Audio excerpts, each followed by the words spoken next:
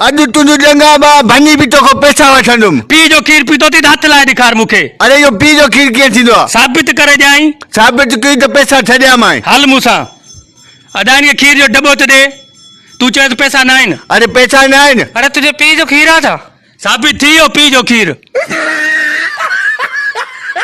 अदा ऑर्डर लिख। लिखवा। 5 किलो नुक्ती, 5 किलो जलेबी, 5 किलो रसगुल्ले, 5 किलो बर्फी या तोल। ए तुल गया। 5 किलो खीर गिनी ने को विचड़ा।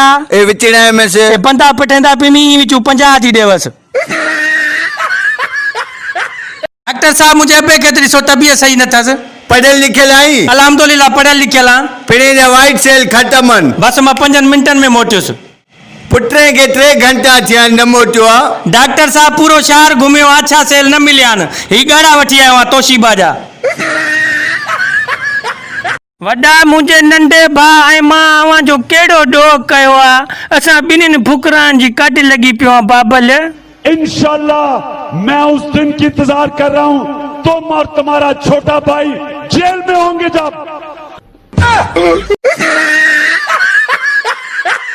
विराट साइकिल विचेसी। हाँ विचेसा। चोखे दिए 600 दिए। मैं दे सही 500 दे। एक गिन 5 एक गिन 100 चोखे थे 500। ठीक है।